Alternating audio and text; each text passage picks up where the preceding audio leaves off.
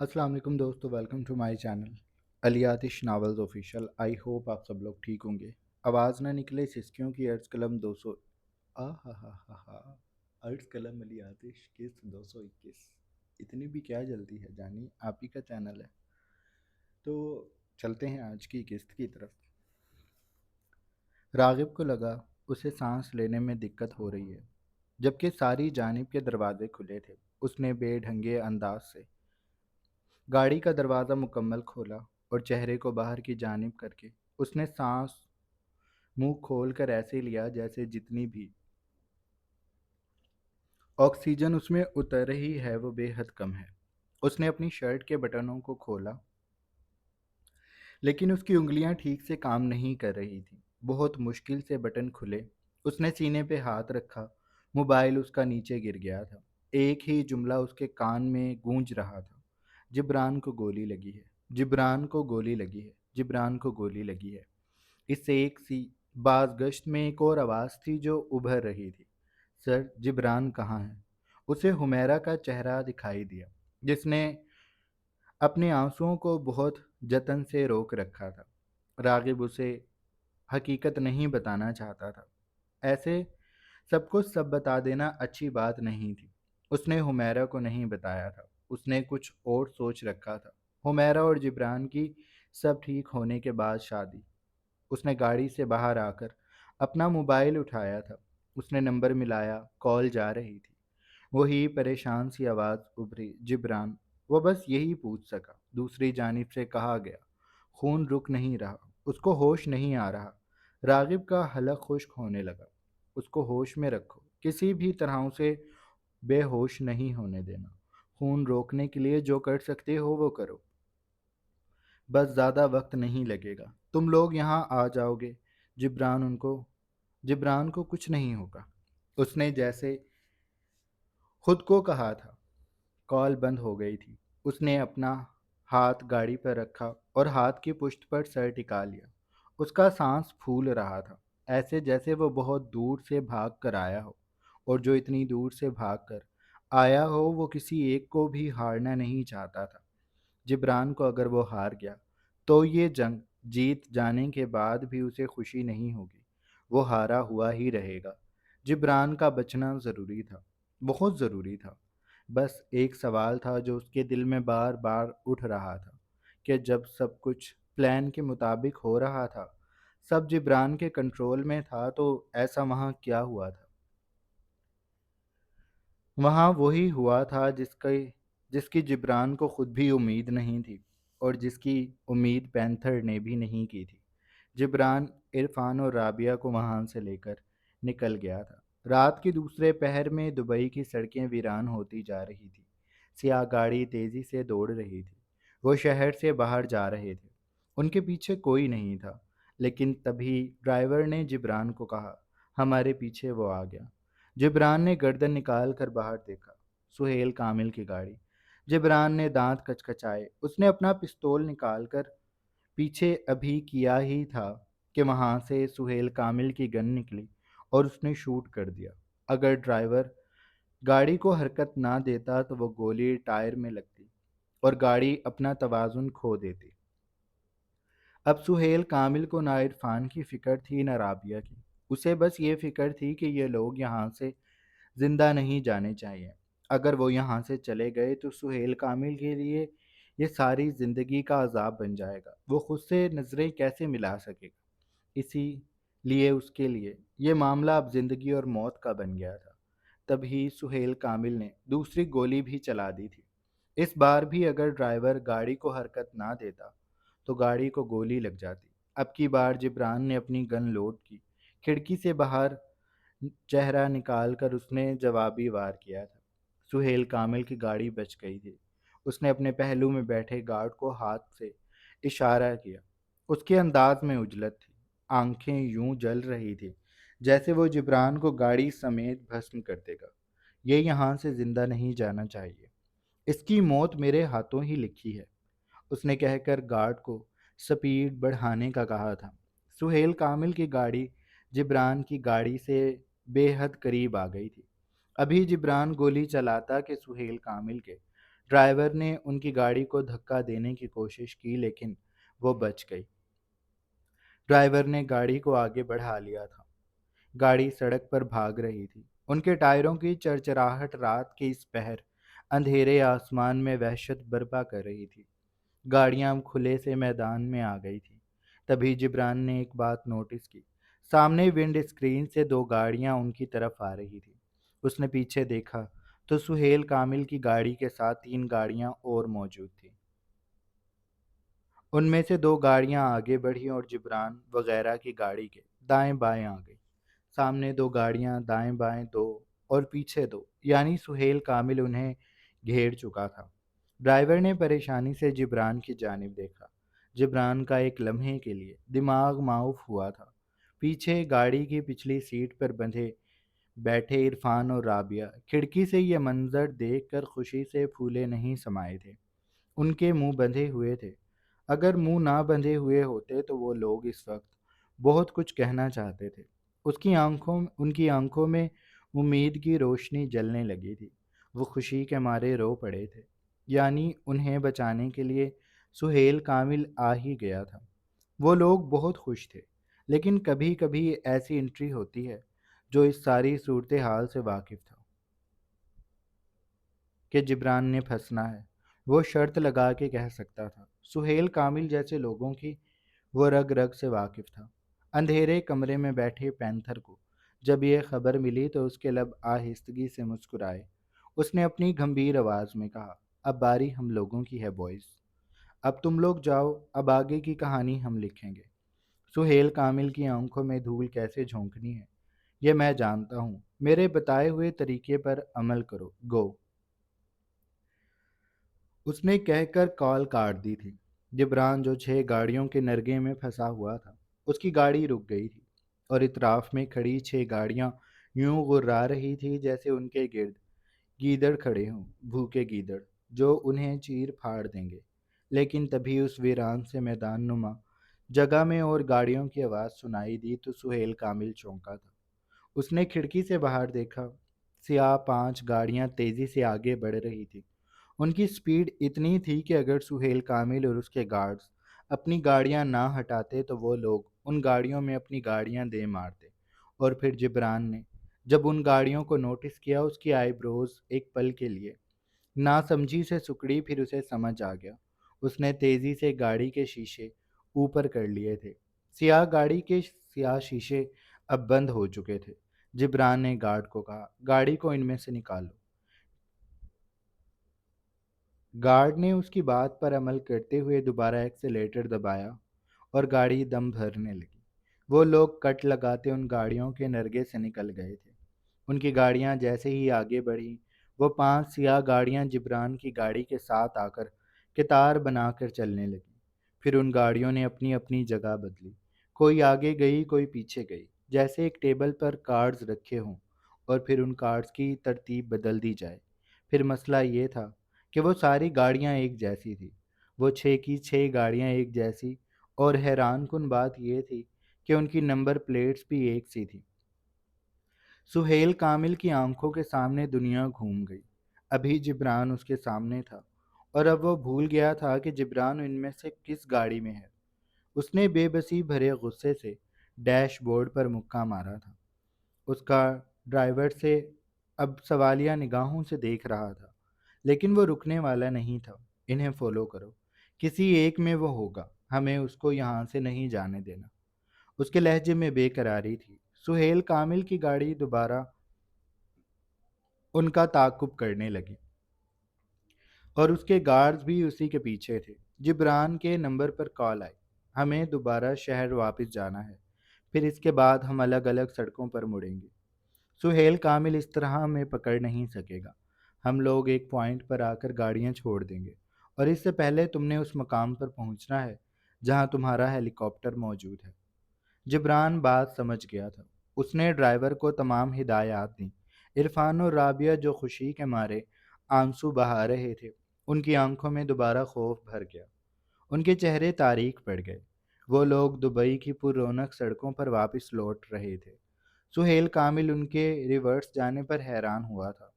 وہ ساری گیم سمجھ رہا تھا اور اس کا بس نہیں چل رہا تھا کہ وہ ان ساری گاڑیوں کو اڑا دے، لیکن اب شہر میں داخل ہو کر وہ یہ سب نہیں کر سکتا تھا، اور پلان کے مطابق وہ 6 کی 6 گاڑیاں ایک پوائنٹ پر مختلف سڑکوں پر مڑ گئیں۔ سہیل کامل کی گاڑی سب سے آگے تھی، اور وہ یہ اندازہ نہیں کر سکا کہ جبران کی گاڑی کون سی ہے۔ اسے صرف جبران سے مطلب تھا۔ ڈیم ڈیم، اس نے دوبارہ بے بسی سے ڈیش بورڈ میں مکہ مارا۔ اس نے اپنا موبائل نکالا تھا۔ تم لوگ ایک ایک گاڑی کا پیچھا کرو، ایک کے پیچھے میں جا رہا ہوں، اس نے کہہ کر دوبارہ تعاقب کرنا شروع کر دیا تھا۔ لیکن گارڈز کو سمجھ نہیں آ رہی تھی کہ کون سی گاڑی کس طرف گئی ہے۔ وہ لوگ اب ایسی بھول بھلیا میں پھنس گئے تھے جہاں سے اتنی جلدی نکلنا نہیں جانا تھا، اور پلان کے مطابق پینتھر کے آدمیوں نے ایک پوائنٹ پر آ کر اپنی اپنی گاڑیاں چھوڑ دی تھی۔ جبران وغیرہ نے بھی اپنی گاڑی کو چھوڑا اور ایک ٹیکسی میں سوار ہو گئے۔ رابعہ اور عرفان کو بے دردی سے پچھلی سیٹ پر پھینکتے وہ لوگ ڈرائیور سے ٹیکسی لے چکے تھے۔ ڈرائیور بھی پینتھر کا آدمی تھا، اسی لیے اس نے گاڑی جبران وغیرہ کے حوالے کی اور خود وہاں سے فرار ہو گیا۔ گیم ایک بار پھر جبران کے ہاتھ میں آ گئی تھی، اور اب کی بار جب وہ لوگ اس جگہ بڑھے جہاں پر ہیلی کاپٹر کھڑا تھا، ان کے پیچھے کوئی نہیں تھا، لیکن ایسا جبران کو لگتا تھا۔ سہیل کامل کے ایک آدمی نے انہیں ڈھونڈ نکالا۔ وہ گاڑیوں کو ریورس کر رہا تھا جب اس نے جبران وغیرہ کو ٹیکسی میں بیٹھتے ہوئے دیکھا تھا۔ اگر اس نے جبران کو پکڑ لیا تو سہیل کامل اسے اتنی دولت دے گا کہ وہ پوری زندگی اگر نہیں بھی کمائے گا تو بھی اس کا بہت اچھے سے گزارا ہو جائے گا، اور اسی وجہ سے اس نے بے حد خاموشی سے جبران کا تعاقب کیا تھا۔ اور جیسے ہی جبران رابعہ اور عرفان کو ہیلی کاپٹر میں چڑھایا اور وہ خود سوار ہونے لگا، تب ہی سہیل کامل کے آدمی نے گولی چلا دی تھی، جو سیدھی جبران کی پیٹھ میں لگی اور اس کے سینے کو چیرتی ہوئی باہر نکل گئی۔ جبران کو یوں لگا جیسے اسے کسی نے پیچھے سے شدت سے دھکا دیا ہے۔ اس کے منہ سے ہلکی سی آواز نکلی، گہرا سانس بھرا، آنکھیں سرخ پڑنے لگی۔ ابھی وہ آدمی دوسری گولی چلاتا کہ جبران کو کور دے دیا گیا۔ وہاں موجود 2 گارڈز جو ابھی اندر گئے تھے تیزی سے باہر آئے، اور بغیر دیکھے انہوں نے گولیاں چلانا شروع کر دی۔ وہ آدمی اکیلا تھا، اس لیے فوراً پلٹ گیا، لیکن وہ اپنے ہاتھ پر جیت کا نشان لے کر پلٹا تھا کہ اس نے جبران کو گولی ماری ہے، اور وہ گولی یقیناً اس کے دل کو چیرتی ہوئی گزر گئی ہوگی۔ وہ پلٹ گیا تھا۔ جبران کو گارڈز نے تھاما اور اسے جلدی سے ہیلی کاپٹر میں چڑھا لیا۔ خون تیزی سے بہہ رہا تھا، گولی نکل چکی تھی، اور یہی مسئلہ تھا کہ اب جبران کا خون رکنے کا نام نہیں لے رہا تھا۔ خون مسلسل بہہ رہا تھا، اس کے ہاتھ ٹھنڈے پڑنے لگے تھے، چہرہ پیلا زرد ہونے لگا تھا۔ گارڈز اپنی طرف سے کوشش کر رہے تھے، لیکن یہ زخم اتنا گہرا تھا کہ وہ لوگ علاج نہیں کر سکتے تھے۔ انہوں نے راغب کو یہ بات بتا دی تھی۔ ہیلی کاپٹر وہاں سے چل پڑا، لیکن جبران کی زندگی ہر گزرتے لمحے، ہر گزرتے خون کے ٹپکے کے ساتھ کم ہوتی جا رہی تھی۔ یہ بات جب سہیل کامل کو پتہ چلی، اسے خوشی ہوئی، پر میرا بدلہ ابھی پورا نہیں ہوا۔ میں اس کے باس اور اسے ایک بار پھر دیکھ لوں گا، میں انہیں ایسے ہی نہیں بھولوں گا۔ ہم بہت جلد دوبارہ ملیں گے، بہت جلد۔ اور جب یہ خبر پینتھر کو ملی تو وہ کتنی ہی دیر اپنی جگہ پر ساکت بیٹھا رہا۔ اس کے دماغ نے پہلی بار کام کرنا چھوڑا تھا۔ اس کا چہرہ تاریک پڑ گیا تھا۔ اسے یوں لگا جیسے وہ گولی اس کا سینہ چیرتی ہوئی گزری ہے۔ اس کے جسم سے سارا خون بہہ گیا ہے۔ اس کے ہاتھ پاؤں سن پڑنے لگے تھے۔ نہیں، یہ نہیں ہو سکتا۔ سب کچھ میرے کنٹرول میں تھا، پھر یہ کیسے ہو گیا؟ وہ خود سے بولا۔ سر کو دائیں بائیں ہلاتا وہ کھڑا ہو گیا تھا۔ اس نے اپنے آدمی کو کال کی۔ جبران کیسا ہے؟ تم لوگوں نے اسے جانے کیوں دیا؟ اگر اسے گولی لگی تھی تو اسے یہاں سے نہیں جانا چاہیے تھا۔ وہ اس حالت میں کیسے سفر کرے گا؟ مجھے وہ زندہ چاہیے، اسے کچھ بھی نہیں ہونا چاہیے۔ وہ دیوانہ وار بول رہا تھا، اس کے جملے ٹوٹ رہے تھے۔ اس کے آدمی نے پہلی بار اسے اتنا بے بس اور کمزور دیکھا تھا۔ سر، یہ سب اس وقت ہوا تھا جب وہ لوگ ہیلی کاپٹر میں سوار ہو رہے تھے۔ ہم لوگوں نے اپنی طرف سے ساری کوشش کی تھی، لیکن پتہ نہیں آخر میں کیا ہوا ہم خود نہیں جانتے، اور اس وقت پینتھر کی آنکھوں میں خون اتر آیا تھا۔ سہیل کامل، میں تمہیں دیکھ لوں گا، اور میں راغب چوہان کو بھی دیکھ لوں گا۔ یہ سب اس کی وجہ سے ہوا ہے۔ وہ خود پاکستان میں بیٹھا رہا اور اپنی اولاد کا بدلہ لینے کے لیے اس نے جبران کو موت کے منہ میں بھیج دیا۔ اسے بھی اس چیز کا حساب دینا ہوگا۔ میں کسی کو نہیں چھوڑوں گا، اور جبران کو تو میں خود دیکھ لوں گا۔ اسے کچھ نہیں ہوگا، اسے کچھ بھی نہیں ہوگا۔ وہ جیسے ہی یہ بات خود کو باور کروا رہا تھا، اس کے ہاتھ زندگی میں پہلی بار کانپ رہے تھے۔ وہ نمبر ملا رہا تھا، لیکن اس سے نمبر نہیں مل رہا تھا۔ بار بار غلط ہوتا۔ اس نے بے بسی سے مٹھیاں بھینچ لیں، گہرے گہرے سانس لیے، پھر اس نے نمبر ملایا، لیکن پھر وہ کال کرنے سے پہلے ہی رک گیا۔ وہ کسے کال کرے؟ اب وہ کسے کیا کہے؟ کوئی ہواؤں میں جا کر تو جبران کو نہیں بچا سکتا تھا۔ اب اس کے پاس بس ایک ہی راستہ تھا کہ وہ خاموشی سے انتظار کرے کہ چند گھنٹوں میں کیا ہونے والا ہے۔ پینتھر بے جان ہو کر دوبارہ کرسی پر بیٹھ گیا تھا۔ ردھم امی کے گھر آ گئی تھی۔ یہاں اس کا اپنا کمرہ تھا جو پہلے والے سے بڑا تھا۔ اسے لا کر امی تھکے ہوئے سے انداز میں اسی کے کمرے کے بیڈ پہ بیٹھ گئی۔ ردھم خاموش تھی۔ اس کے دل میں عجیب سی تکلیف ہونے لگی۔ راغب نے اسے کہہ دیا کہ وہ چلی جائے۔ ایسے تو اسے نہیں کہنا چاہیے تھا۔ وہ بس یہ نہ کہتا، چاہے اسے کچھ بھی کہہ دیتا۔ اس کی ساری پہلے کی باتیں ایک طرف، اور اب اس کا یہ فقط جملہ کہ وہ جا رہی ہے تو چلی جائے، وہ اسے نہیں روکے گا۔ تو اب بس کچھ دنوں میں اس کی طلاق کے پیپرز بھی آ جائیں گے۔ پھر وہ عدالتوں کے چکر کاٹتی موسیٰ کی کسٹڈی کے لیے خوار ہوگی، اور راغب سے وہ کیسے جیت سکتی تھی؟ وہ راغب چوہان ہے۔ وہ دیکھ سکتی ہے کہ عطیہ بیگم اور وہ کیسے وکیل کی منتیں کر رہی ہیں کہ وہ کسی بھی طرح موسیٰ کی کسٹڈی ردھم کے حوالے کروا دے۔ وہ موسیٰ کے بغیر نہیں رہ سکتی، اور یہ کیس لڑ لڑ کے ان کی ساری جمع پونجی ٹھکانے لگ گئی ہے۔ اب ان کے پاس ٹکا نہیں ہے، اور اس آخری پیشی میں جو ردھم کی پوری امید سے جڑی تھی، اس میں راغب نے اسے پاگل قرار دے دیا، اور یوں موسیٰ کی کسٹڈی راغب چوہان کے پاس چلی گئی۔ اور پھر وہ راغب کی شادی میں بریانی کھا رہی ہے۔ اسی ساری بات کو سوچتے رہنے پہ وہ یہاں چونکتی تھی۔ راغب اپنی تیسری شادی میں بریانی بنوائے گا؟ کتنا اوپرا سا لگ رہا تھا یہ سوچ کر بھی۔ راغب جیسا ہائی سوسائٹی میں موو کرنے والا بریانی، سیریسلی؟ اور وہ ردھم کو کیوں بلائے گا؟ شاید اسے جلانے کے لیے۔ ردھم سے زیادہ اچھی لڑکی مل جائے گی اسے کوئی، پڑھی لکھی، برین ود بیوٹی ٹائپ، جو شادی کے دوران راغب کی نگاہیں ردھم کی طرف اٹھتے دیکھے گی تو ادا سے اپنی مخروطی انگلیاں اس کی ٹھوڑی پر رکھ کر اس کا چہرہ اپنی طرف کر لے گی، اور ردھم کو فاتحانہ نگاہوں سے دیکھے گی۔ ردھم میلے کچیلے کپڑوں میں وہاں بیٹھی کیسی لگ رہی ہوگی؟ لیکن راغب مجھے شادی میں بلائیں گے ہی کیوں؟ شاید جلانے کے لیے۔ وہ ابھی اور سوچتی کہ عطیہ بیگم نے اس کے گھٹنے پہ نرمی سے ہاتھ رکھا اور بولی، کیا سوچ رہی ہو؟ سب ٹھیک ہو جائے گا۔ ردھم نے موسیٰ کو بیڈ پہ لٹایا اور اپنی امی سے لپٹ گئی۔ نہیں، اب کچھ ٹھیک نہیں ہوگا امی، وہ دوسری شادی کر لیں گے۔ مجھے پاگل قرار کر کے وہ موسیٰ کو بھی مجھ سے چھین لیں گے۔ ہم دونوں سڑک پر آ جائیں گے امی۔ وہ راغب چوہان ہے، اسے تو مجھ سے بہت بہتر مل جائے گی امی۔ میں موسیٰ کے بغیر نہیں رہ سکوں گی۔ اس نے امی نے اس کا چہرہ اوپر کیا، اس کے سامنے کھڑی ہو گئی۔ ان کے چہرے پر کوئی تاثر نہیں تھا۔ راغب کے بغیر رہ لو گی؟ ان کے سوال پر وہ رونا بھول گئی۔ کوشش کروں گی۔ امی اداسی سے مسکرائیں۔ اسے بھلانے میں پوری زندگی لگا دو گی، لیکن بھول اسے پھر بھی نہیں سکو گی۔ امی محبت کے اصول جانتی تھی۔ انہوں نے یہ کر کے دیکھا تھا۔ انہیں بھی لگتا تھا کہ وہ اسے بھول جائیں گی، لیکن کہاں بھول سکی۔ الٹا انہیں یاد کرتی اس حال میں آ گئی، اور اس کی نشانی تک کو سنبھال سنبھال کر رکھا۔ اور آج وہ نشانی ان کے سامنے بیٹھی تھی۔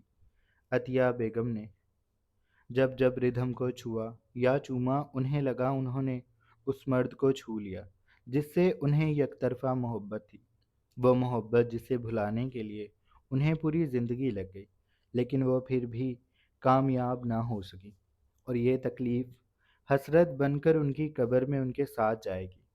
امی آہستگی سے جھکی، ردھم کے آنسوؤں کو صاف کیا اور آنکھیں موند کر اس کا گال چوما۔ آنکھیں بند کرتے ہی وہ گوری رنگت کا، مضبوط شانوں اور بھری بھری سیاہ شیو والا مرد گلابی ہونٹوں سے مسکراتا ان کے سامنے آ گیا۔ اس کی خوشبو انہیں آج بھی یاد تھی۔ پھر منظر بدلا، وہ مرد ان کے ڈرائنگ روم میں بیٹھا تھا۔ اس کی گود میں ایک 6 ماہ کی بچی تھی۔ میں بچ گیا تو اسے آ کر لے جاؤں گا، ورنہ اسے تم پالو گی، انہوں نے بچی عطیہ بیگم کو دے کر کہا تھا۔ عطیہ بیگم نے جیسے ہی اس بچی کو اپنی گود میں لیا تو وہ بولے، بتاؤ کرو گی میری بیٹی کی پرورش؟ عطیہ بیگم نے محسوس کیا وہ انکار کر ہی نہیں سکتی۔ وہ بھول گئیں کہ ڈائننگ روم کی چوکھٹ میں ان کا شوہر کھڑا ہے جو ان کی پیٹھ کو گھور رہا ہے۔ میں کروں گی، اتنا کہہ کر وہ رکی۔ پھر انہوں نے لرزتے لبوں سے پوچھا، کاشانہ؟ منیر خان کی آنکھیں اذیت سے سرخ پڑنے لگیں۔ وہ نہیں رہی۔ عطیہ بیگم نے بے ساختہ صوفہ تھاما تھا۔ کیا وہ ان کی پکی دوست تھی؟ ایسے کیسے؟ وہ نہیں رہی۔ نہیں، یہ نہیں ہو سکتا۔ تم اس کا دھیان رکھنا، میں لوٹا تو اسے لے کر جاؤں گا، نہ لوٹا تو سمجھ جانا میں بھی مر گیا، اور اب اس دنیا میں تمہارے علاوہ اس کا کوئی نہیں ہے۔ وہ کہہ کر چلے گئے تھے۔ عطیہ بیگم بے جان سی ہو کر صوفے پر بیٹھ گئی تھی، اور اس رات کے بعد ان کی زندگی میں صبح نہیں ہوئی تھی۔ انہوں نے ردھم کے گال کو چوم کر کہا، وہ تمہیں لینے آ جائے گا، ردھم بس صبر کرو۔ وہ غصے میں ہے، اور غصے میں تو تم بھی ہو۔ جب یہ غصہ ٹھنڈا ہوگا تو محبت خود تم دونوں کو جوڑ دے گی۔ انہوں نے ردھم کے سر پر ہاتھ رکھا اور کمرے سے نکل گئی۔ جاری ہے۔ تو جناب یہ تھی ہماری آج کے ایپیسوڈ۔ آئی ہوپ آپ لوگوں کو اچھی لگی ہوگی۔ اگر آپ کو قسط اچھی لگی ہے تو آپ چینل کو لازمی سبسکرائب کر لیں، بیل آئیکن کے بٹن کو بھی پریس کر لیں، اور اپنا ڈھیر سارا خیال رکھیے گا۔ جیسے جیسے ناول آگے بڑھ رہا ہے مجھے لگ رہا ہے یہ ختم ہونے والا ہے۔ اس کے جو کچھ حصے ہیں وہ ہم نیکسٹ سیزن میں پورے کریں گے۔ مجھے حیرت ہوتی ہے کہ میں نے اس کا بھی ایک اور سیزن بھی لکھنا ہے۔ آئے ہائے۔ اور اسی کے ساتھ میں سوچ رہا ہوں کہ ہم نا پہلی محبت کا بھی سیزن شروع کریں، پر میرے دماغ میں نا ایک بات ہے کہ جو پہلی محبت کا ہم نے لکھ لیا وہ ٹھیک ہے، اس کو ایک طرف رکھ کے ہم لاج اور دارین کی ایک نئی کہانی لکھتے ہیں۔